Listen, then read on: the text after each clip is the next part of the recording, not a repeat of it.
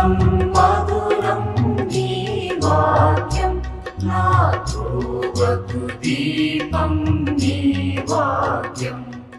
యేసు నామంలో మీకు శుభములు సమృద్ధిగా కలుగునుగాక. మధురం నీ వాక్యం అనే కార్యక్రమానికి స్వాగతం.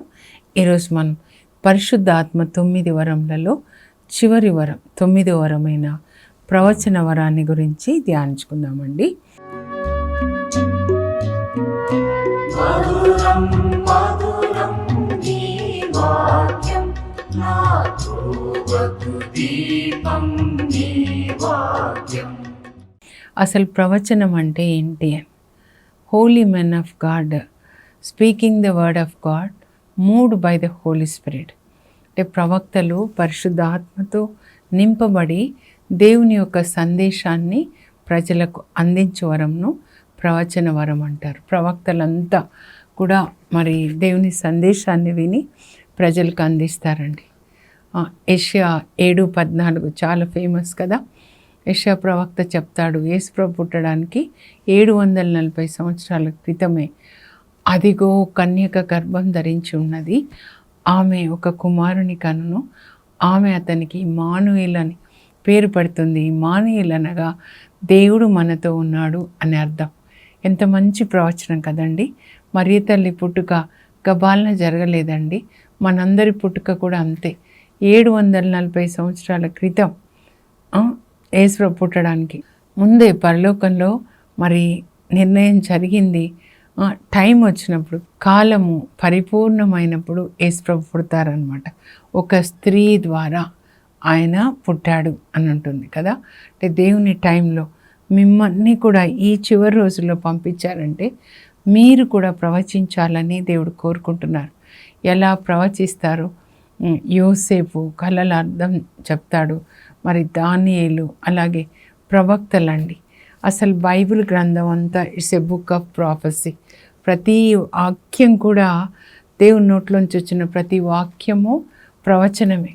కొన్నిసార్లు ప్రవచనాలు చెప్తారని అక్కడిక్కడ వెళ్తారు. ఎందుకండి, దేవుని కంటే మించిన ప్రవక్తలు ఎవరు లేరు. మనుషుల ప్రవచనాలు అసంపూర్ణమైనవి. 1 కొరింథీ 13లో పౌలు రాస్తాడు, ప్రవచనాలు నిలిచిపోతాయి. శ్రేష్టమైనది ఏంటి అని అంటే 3 చెప్తాడనమాట. నిరీక్షణ, విశ్వాసము, ప్రేమ. మళ్ళీ ఈ 3 శ్రేష్టమైనది ప్రేమ అని చెప్తాడనమాట. మనుషుల ప్రవచనాలు అసంపూర్ణమైనవి. ఇది దేవుని యొక్క ప్రవచన గ్రంథం కనుక ఈ గ్రంథాన్ని చదవండి. అన్ని ప్రవచనాలు ఉంటాయి. మీకు ఏ ప్రవచనం కావాలి? యేసు ప్రభు ఎప్పుడు వస్తారో, వచ్చే ముందు ఏం జరుగుతుంది, ఎప్పుడు వస్తారో కానీ వచ్చే ముందు ఏం జరుగుతుంది, యేసు ప్రభు చెప్పారు 2000 సంవత్సరాల క్రితం. మత్తయి 24లో, లూకా 21లో, మార్కు 13లో ఉంటుంది. ఇంకా వేరే ప్రవక్తలు కూడా, దానియేలు కూడా ప్రవచిస్తాడు. 7వ అధ్యాయం నుంచి ఆయన ప్రవచనాలు, తుది తీర్పుని కూడా ఆయన దర్శనంలో చూసి రాస్తాడండి. మరి పెంతెకొస్తు దినాన పేతురు మొదటి ప్రసంగం, అపోస్తుల కార్యాలు 2వ అధ్యాయము 14వ వచనం నుండి ఆయన వాళ్ళు భాషల్లో మాట్లాడుతుంటే పండగకు వచ్చిన వాళ్ళు మేడపై గది దగ్గర వచ్చేసి వీళ్ళు రీకా మామ శాఖ లీకర మర అందరి అని మాట్లాడుతుంటే ఇదేం చూద్దాం, వాళ్ళేమో అలా మాట్లాడుతున్నారు, మరి ఏం భాషో తెలీదు, మనకేంటి మన సొంత భాషలో వినబడుతుంది అని కొంతమంది అంటే, ఇంకొంతమంది వీడు తప్పతాగి ఉన్నారులే. వాళ్ళు అప్పుడు పేతురు అంటాడు, ఇది ఉదయం 9 గంటల సమయం, ఇది తాగే సమయం కాదు, కానీ మేమేం తాగామంటే పరిశుద్ధ ఆత్మని తాగాం. అందుకే పరిశుద్ధ ఆత్మ భాష అనమాట. మరి ఇది తాగితే సాధారణ డ్రింక్, అప్పుడు ఏ భాష వస్తుందండి? అందుకే నాలుకను బట్టి నరుని జీవితం ఉంటుంది. నరుని జీవితము తన నాలుకను బట్టే ఉంటుందన్నమాట. సామెతలు 18:20. ఎవరు మీ జీవితానికి ఇంకొకరు బాధ్యులు కాదండి. మా నాన్నలా మా అమ్మాయిలా నన్ను చదివించలేదు.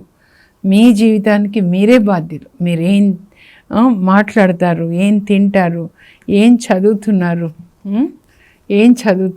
మీరు, మీ జీవితం అన్నమాట దాని మీద ఆధారపడి ఉంటుంది.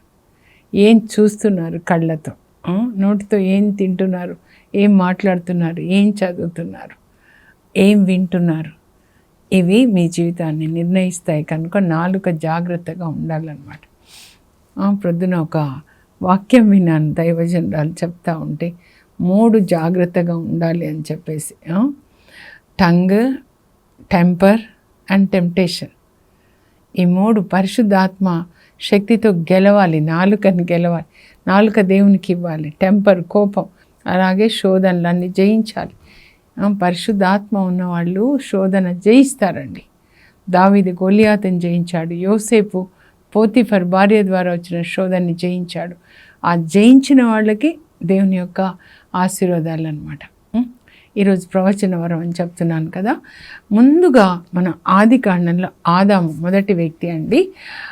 దేవుడు ఆయన నరుడు ఒంటరిగా ఉండటం మంచిది కాదు, సాటి స్త్రీని తయారు చేస్తాను మళ్ళీ మట్టి నుంచి తయారు చేస్తుంటే అప్పుడు అన్నీ ఒక్కొక్క జంతువు వస్తూ ఉందంట. వస్తుంటే అప్పుడు ఆయన పేరు పెట్టచ్చు కదా, ఆయనే కదా సృజించాడు.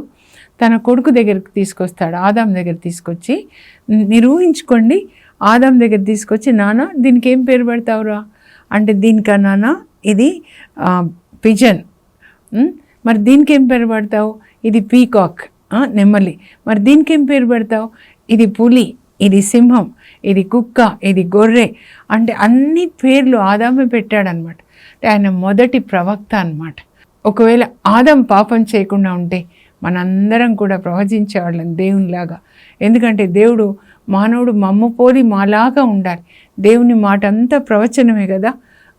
అబ్రహాంతో చెప్తారు, ఆది సత్కార్యాలు ఇచ్చిన తర్వాత ఆదికాండం 18:10 ఇదిగో వచ్చే ఏడాది మళ్ళీ ఇదే సమయానికి వస్తాం, అప్పటికి నీ భార్య సారా కొడుకు పుడతాడు. ఎవరో బాటసార్లను అతిథి సత్కార్యాలు చేస్తాడు. మనం చాలా ముఖ్యమైందండి అతిథి సత్కార్యాలు చేయడం. దేవుడు వాగ్దానం చేస్తారు ఆదికాండం 12 అప్పుడు 75 సంవత్సరాలు. నేను రమ్మనగానే నువ్వు వచ్చేసావు, నీ బంధువులు పుట్టింటిని విడిచిపెట్టి కానా దేశానికి, నేను చూపించిన దేశానికి వచ్చావు, కాబట్టి ఈ దేశాన్ని నీ సంతతికి ఇస్తాను. అప్పటికి ఆయనకు పిల్లలే లేరనమాట. కానీ దేవుని యొక్క వాగ్దానం ఉంటుంది. తర్వాత మళ్ళీ మాట్లాడతాడు 15వ అధ్యాయంలో రాత్రి అనమాట. అబ్రాహాము, నేను నీకు గొప్ప బహుమతి ఇవ్వబోతున్నా, నిన్ను డాల్లా కాపాడుతానంటే, ఏం బహుమతి ఇస్తావులయ్యా, నా ఇంట్లో పుట్టిన దాసుడు ఎలియాజరే నాకు వారసుడు. అంటే ఆ బాబు అంటే చాలా ఇష్టం అనమాట. ఎంత ఇష్టం అంటే అబ్రాహం సారాకి ఇంకా అందరూ అనుకుంటారు అబ్రాహం ఇంకా తన ఆస్తి అంతా ఈయనకే ఇచ్చేస్తాడు, ఎలియాజర్కి. దేవుడు అంటాడు, నీ పనివాడు నీకు వారసుడు కాదు, నీ పుట్టినవాడే నీకు వారసుడు అవుతాడు. నువ్వు బయటికి రా అని బయటికి తీసుకొస్తాడు గుడారంలోంచి. పైకి చూడు అంటే పైకి చూస్తాడు, నక్షత్రాలు లెక్కబెట్టు అంటే ఎన్నని లెక్క పెడతాడు. నీ పిల్లలు అంతమంది ఉంటారు. అబ్రహాం దేవుని నమ్మాడు కనుక అది ఆయనకి నీతిగా ఎంచబడింది. దేవుని మాట నమ్మాలండి, ప్రతి ఒక్కటి కూడా పొల్లుపోకుండా నెరవేరుతుంది అనమాట. మార్కు 13లోనే యేసుప్రభు అంటారు, భూమి ఆకాశం గతించిపోతాయి, అది జరుగుతుంది, కాలిపోతుంది భూమి అని రాస్తాడు. 2 పేతురు 3లో చదవండి. మరి ప్రకటన గ్రంథం 21లో కూడా ఇప్పుడు ఉన్నది భూమి నశించిపోతుంది అనమాట. ఎందుకంటే ప్రజలు హింసించుకుంటున్నారు కాబట్టి ఉండదు. నోవా కాలంలో కూడా ప్రజలు హింసించుకుంటున్నారని భూమిని జలంతో ఆయన నాశనం చేస్తారు. ఇంకా ఎందుకంటే మనం ప్రేమగా ఉండాలని మనల్ని సృజించారండి. సరేనా, ఇదంతా రాయబడింది అన్నమాట. భూమి ఆకాశం గతించిన నా మాటలు గతించవు అని ప్రభువు చెప్తారనమాట. అంటే దేవుని యొక్క మాట అట్లా ఉంటుందన్నమాట. కనుక మనం కూడా అలాగే ఉండాలని దేవుడు కోరుకుంటారండి. ఇప్పుడు అబ్రహాంతో చెప్తారు, నీ పిల్లలు అంతమంది ఉంటారని. ఆయన నమ్మాడనమాట. ఇంకా 15వ అధ్యాయానికి వచ్చేసరికి అక్కడ ఇది ఒప్పందం చేసుకుంటారండి, దేవుడికి అబ్రహాంకి ఒప్పందం అనమాట. అప్పుడు దేవుడు చెప్తారు ఏంటి అంటే, ఇదో నీ పిల్లలు కాని దేశంలో బానిసలుగా ఉంటారు 400 సంవత్సరాలు ఐగుప్తులో, అది కూడా నెరవేరుతుంది కదా. ఆ తర్వాత నీ పిల్లల్ని నేను మళ్ళీ తీసుకొని వచ్చిన తర్వాత యూఫ్రటీస్ నది నుంచి ఐగుప్తు వరకు ఉన్నంతా నేను నీ పిల్లలకి ఇస్తాను. అప్పుడు వాగ్దానం చేస్తారు 15వ అధ్యాయంలో. ఎప్పుడు జరుగుతుంది అని అంటే యెహోషువ కాలంలో జరుగుతుంది, కానీ దేవుడు చెప్పినంత మొత్తం కాదు. దావీదు కాలంలో జరుగుతుంది. అంటే అబ్రాహాంకి చెప్పిన 1000 సంవత్సరాల తర్వాత దేవుడు చెప్పింది నెరవేరుతుంది అనమాట. దావీదు జయిస్తాడనమాట. జయించి అంత కరెక్ట్గా జరుగుతుంది. నీ పిల్లలు ఇంకా ఆదికాండం 22లో ఇస్సాకును బలిగా ఇవ్వడానికి సిద్ధమైనప్పుడు నీవు ఇంత పని చేశావు కాబట్టి నువ్వు దైవభీతి గలవాడని నేను నమ్ముతున్నాను అని చెప్పి ఇదో నీ పిల్లలు శత్రువుల నగరాల్ని వశపరుచుకుంటారు, జయిస్తారు. అందుకే ఇజ్రాయెల్ ప్రజలు ఒక్క అబ్రాహాం పిల్లలేనండి, ఒక్క వ్యక్తి నుంచి వచ్చిన వాళ్ళే. ఏ శత్రువులైనా కావచ్చు జయిస్తారు. నువ్వు నాకు విధేయించావు కాబట్టి ఈ వాగ్దానం. అబ్రాహాం ఎప్పుడు విధేయించాడు? క్రీస్తుపూర్వం 2000 అప్పుడు, ఇప్పుడు క్రీస్తు శకం 2000, 4000 సంవత్సరాలైనా తండ్రి విధేయత పిల్లలకి ఎంత బ్లెస్సింగో చూడండి.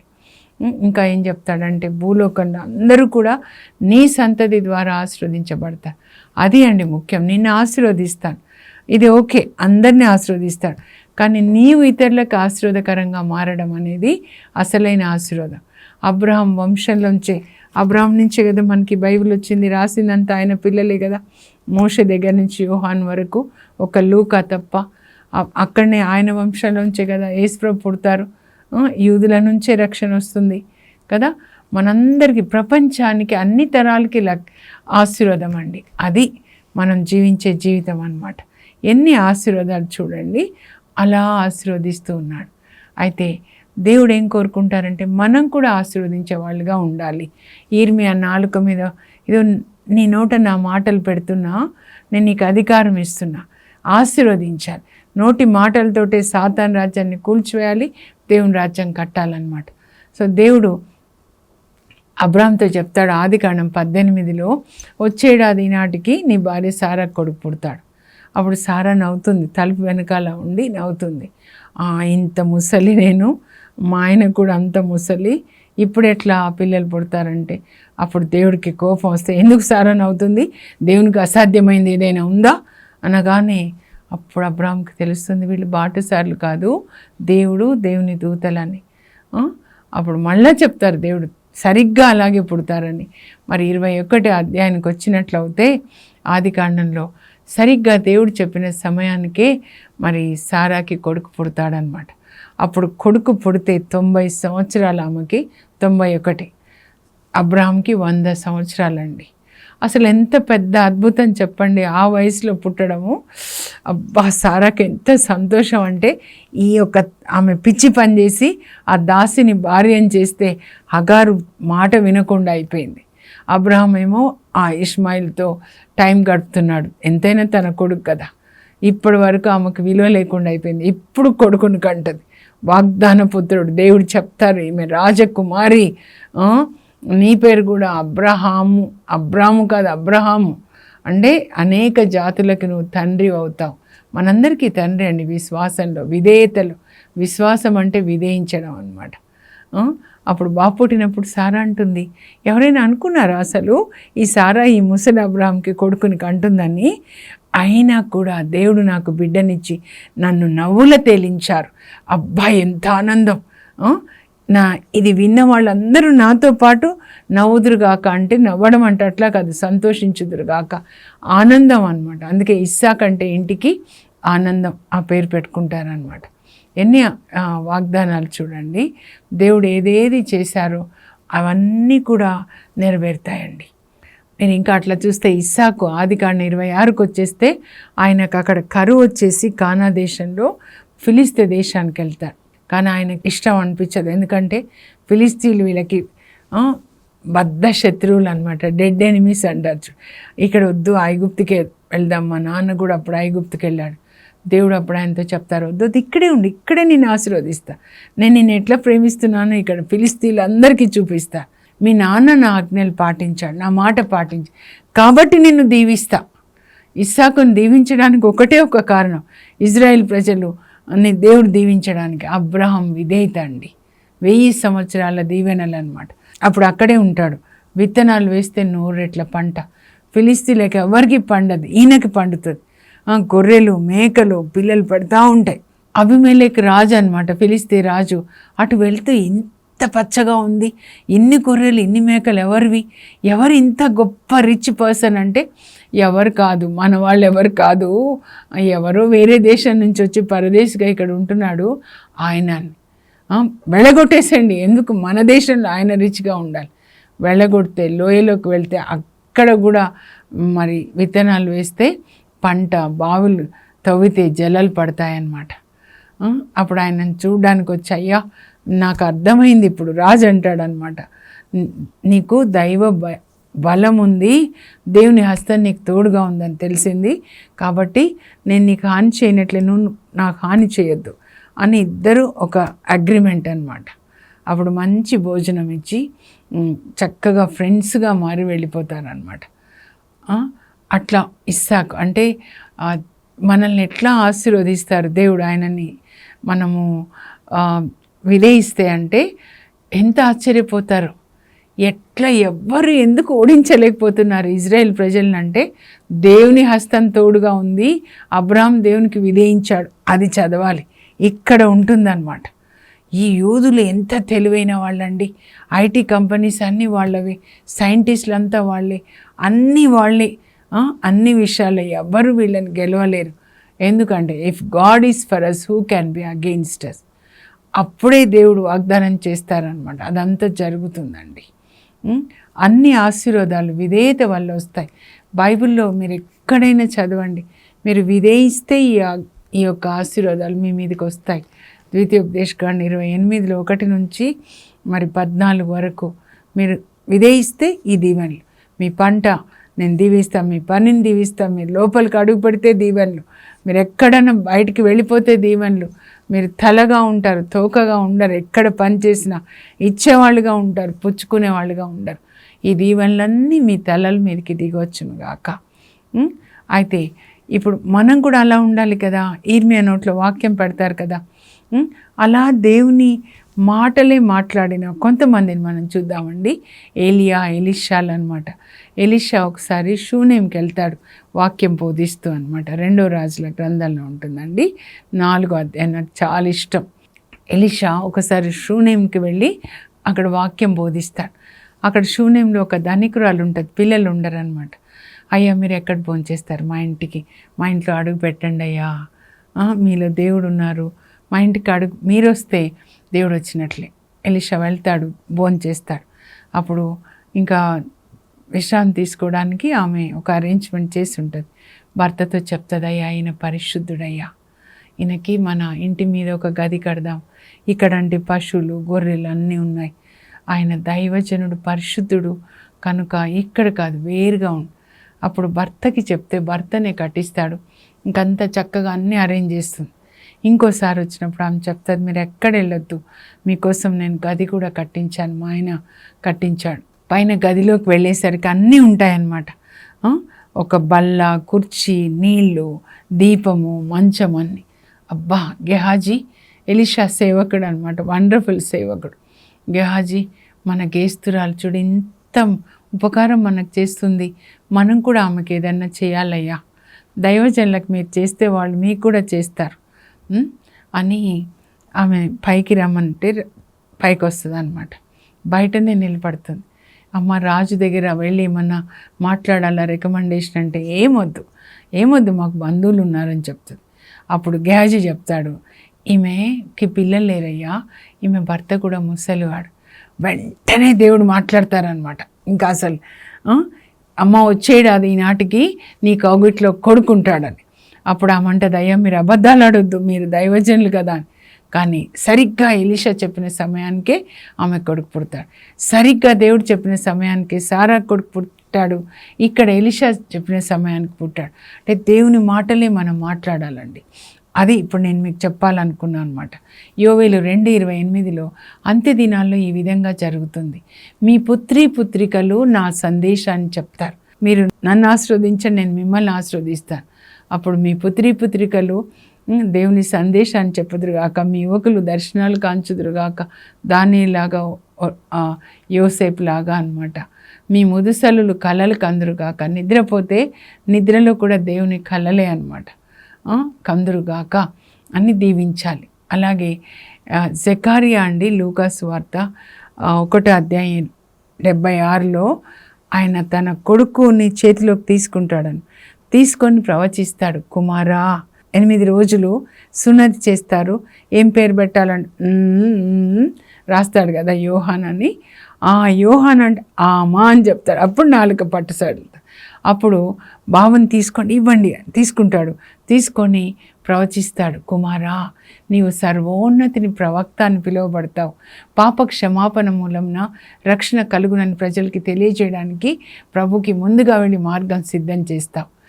తండ్రి కొడుకుని గురించి ప్రవచిస్తున్నాడండి. మీరు కూడా మీ పిల్లల్ని అట్లానే ప్రవచించండి. ప్రవచనం మీరేం చేసే అవసరంలా బైబిల్ తీసి బైబిల్లో ఉన్న ప్రవచనాలు మీ పిల్లల మీద పలకండి. మరియ తల్లికి ఏమి ప్రవచనం అండి దేవుడు పంపిస్తారు కదా, అనుగ్రహ పరిపూర్ణురాలా నీకు శుభం. ఇంగ్లీష్లో ఏముంటుందంటే most highly favoured by God, my daughter you are most highly favoured by God. నేను అలాగే కుమారా పెట్టుకొని పేరు, నా కొడుకు పేరు, నీవు సర్వోన్నతిని ప్రవక్త అని పిలువబడతావు. మనం వాక్యం విడుదల చేస్తే పరిశుద్ధాత్మ పని చేస్తారు. లాజరు వెలుపలికి రా, యేసు విడుదల చేశారు, పరిశుద్ధాత్మ వెలుపలికి తీసుకొచ్చారు. వెలుగు కలుగును గాక అని దేవుడు అన్నారు, వెలుగుని పరిశుద్ధాత్మ క్రియేట్ చేశారు. పరిశుద్ధాత్మ మనలో ఉన్నప్పుడు, మనం ఆయనకి వాక్యాన్ని అందించినప్పుడు ఆ వాక్యాన్ని మన ద్వారానే ఆయన మాట్లాడతాడు. సూర్యుడా గిబ్యోనుపై నిలిచిపో, చంద్రుడా అయ్యాలోని లోయలు ఆగిపో. అలాగే నిలిచిపోతాడండి. సూర్యుడు చంద్రుడు నిలిచిపోతారు 24 hours. జాషువా నోట్లో నుంచి వస్తుంది. ఏలియా అంటాడు, నేను చెప్పిననే తప్ప ఏదో ఈ దేశంలో వాన కానీ మంచు కానీ కురియదు. 3.5 సంవత్సరాలు ఆగిపోతుందండి. ఇంకా సారెపతి విధవరాలు ఇంట్లో ఉంటే కొద్దిగా రొట్టె చేసి పెట్టామంటే కొద్దిగా ఉంది. అమ్మ దేవుని మాట ఇది, 50 నేల మీద వానలు కురిపించేవారు.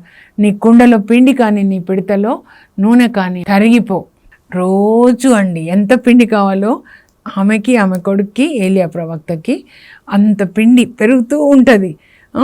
పిడతలో నూనె పెరుగుతుంటుంది. వాడు బాగున్నాడుగా, రోజు చూస్తుండొచ్చు. అబ్బా ఎంత బాగుందమ్మా, అక్కడ పరిశుద్ధత ఉంది, అక్కడ అద్భుతాలు జరుగుతున్నాయి. పరిశుద్ధ ఆత్మ ఎక్కడ ఉంటాయని అక్కడ అద్భుతాలండి, మనం మాట పలికితే అన్నమాట. కనుక ప్రత్యేకంగా మీరు మీ పిల్లల్ని దయచేసి ఆశీర్వదించండి. మీరు ఏం కోరుకుంటారు? నేను ఇలాగే కోరుతానండి. యోవేలు 2:28 అన్నమాట. అంత్య దినంలో అందరి మీద ఆత్మని కుమరిస్తాను. దేవుడు మీ మీద ఆత్మని కుమరించాలి. పరిశుద్ధ ఆత్మ వస్తే మన కన్నులు తెరుస్తాడు, ఆత్మని గర్భం ధరించి కంటాడు. ఆత్మ చచ్చిన స్థితిలో ఉంటుంది. పరిశుద్ధాత్మ మన ఆత్మని గర్భం ధరించి కంటాడు.